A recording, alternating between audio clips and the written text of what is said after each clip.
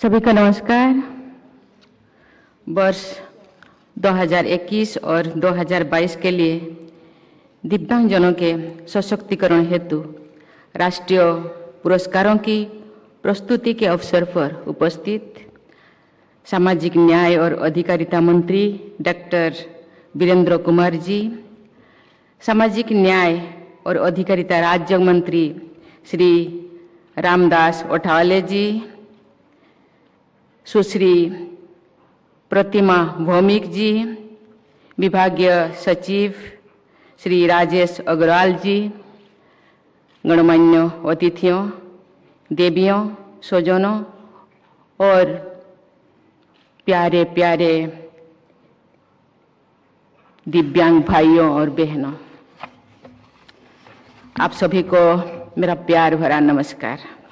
आज अंतर्राष्ट्रीय दिव्यांगजन दिवस के अवसर पर दिव्यांगजनों के सशक्तिकरण क्षेत्र में उत्कृष्ट योगदान हेतु राष्ट्रीय पुरस्कार प्रदान करने के लिए आपके बीच उपस्थित होकर मुझे बेहद प्रसन्नता हुई है।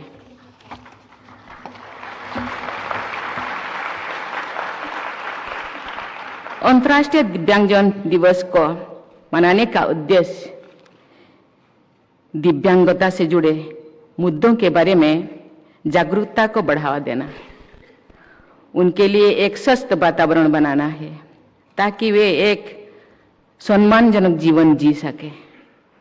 वे बिना किसी भेदभाव के राजनीतिक, सामाजिक, आर्थिक, सांस्कृतिक तथा खेल जैसे गतिविधियों में भाग ले सकें, ऐसे माहौल का निर्माण करना है। मैं आज पुरस्कृत सभी व्यक्तियों को और संस्थानों को बधाई देती हूँ।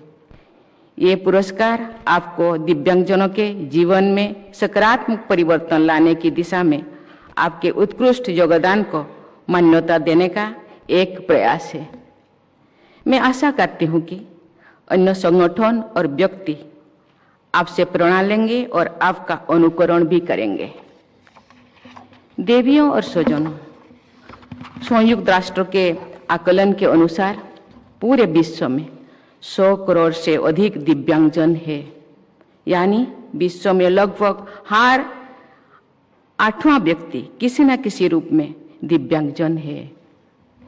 भारत की भी 2% से अधिक आबादी यानी 2.5 करोड़ से अधिक लोग दिव्यांगजन है। ये संभव है कि आप में से हर कोई किसी न किसी रूप में एक दिव्यांगजन से परिचित होंगे, उससे जुड़ा हुआ होंगे। ऐसे ये सुनिश्चित करना हम सब का पूरे या समाज का दिव्यांग बनता है कि दायित्व बनता है कि सभी दिव्यांगजन स्वतंत्र रूप से एक गरिमामय जीवन व्यतीत कर सकें। सभी दिव्यांगजनों को अच्छी शिक्षा प्राप्त हो, ये अपने घर और समाज में सुरक्षित रहे, उन्हें अपना करियर चुनने की स्वतंत्रता हो, इक्वल एम्प्लॉयमेंट अपॉर्चुनिटीज हो, ये सुनिश्चित करना भी हमारा दायित्व है।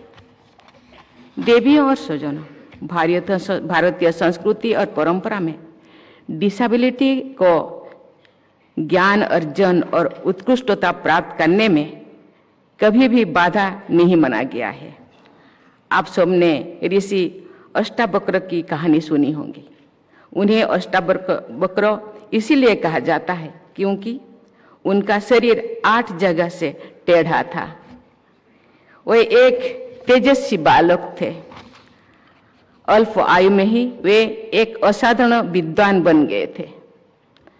ऋषि अष्टावक्र ने अनेक चुनौतियों के बावजूद अपने ज्ञान और दर्शन से समाज को प्रकाशित किया।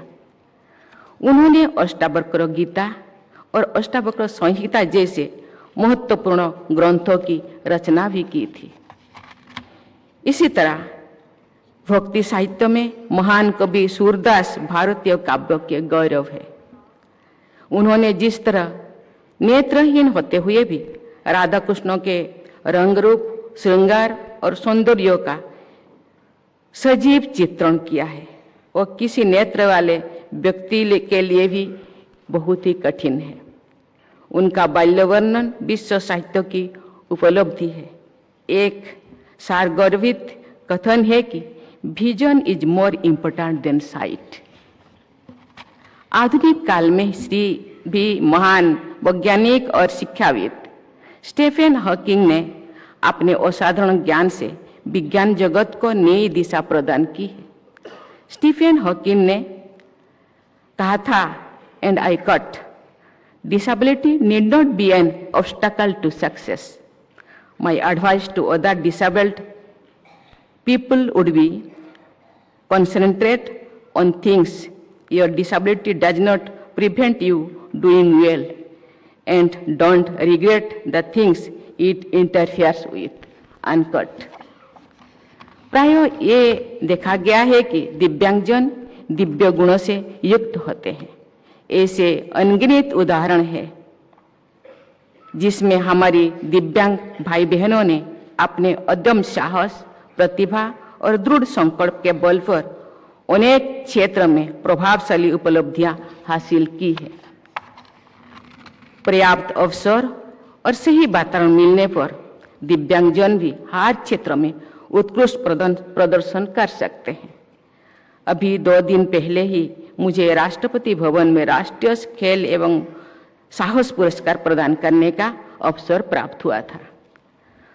उस पुरस्कार समारोह में मुझे मानसी गिरीशचंद जोशी, तरुण ढिल्लों, स्वप्निल संजय पाटिल और जेरलिन अनिका जे को अर्जुन पुरस्कार से और नीर बहादुर गुरुम को ध्यानचंद पुरस्कार से सम्मानित करने का सौभाग्य मिला।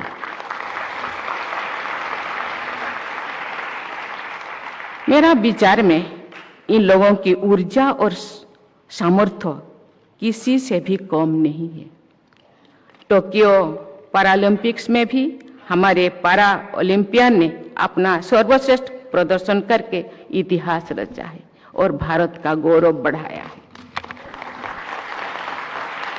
मुझे ये जानकर खुशी हो रही कि सरकार द्वारा ग्वालियर में एक दिव्यांग खेल केंद्र की स्थापना की जा रही है।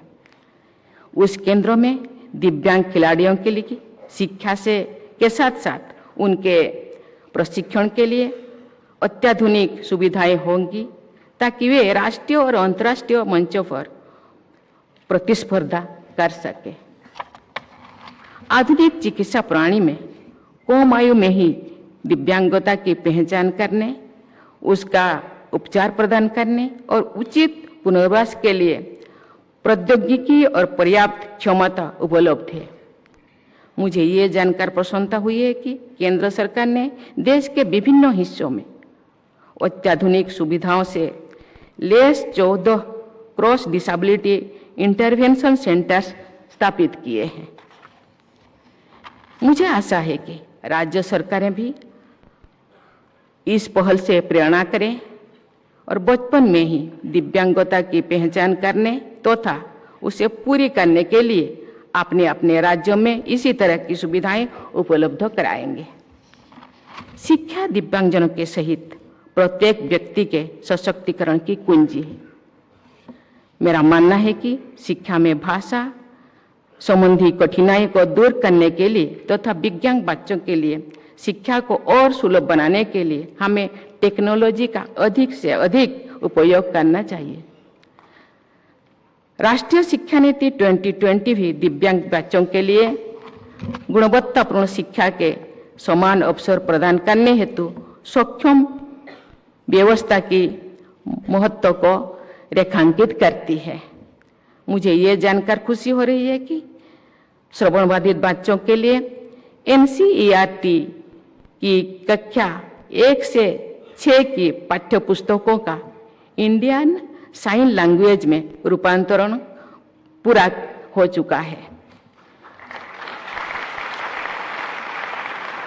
ये प्रयास श्रवण बाधित विद्यार्थियों को मुख्य धारा की शिक्षा प्रक्रिया में शामिल करने के लिए एक महत्वपूर्ण पहल है।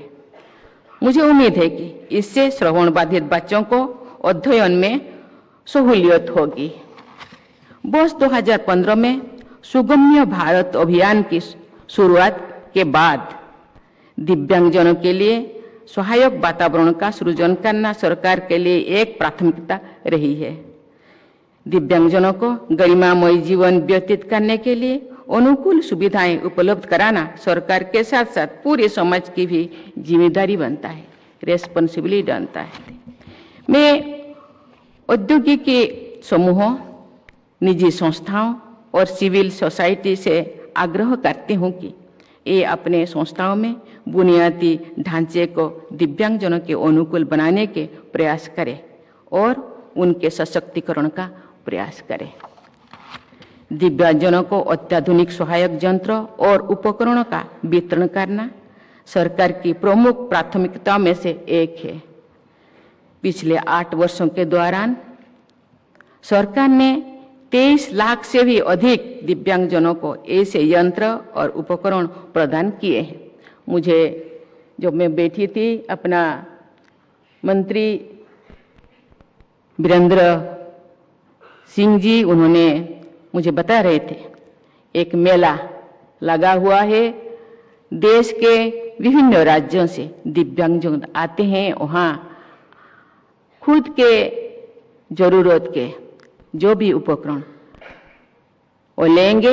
पहले भी इस तरह मेला हुआ करता था। मैं उनको बहुत बहुत सराहना करती हूँ, धन्यवाद करती हूँ। उनके विभाग के सभी ऑफिस अधिकारी को भी मैं धन्यवाद देती हूँ।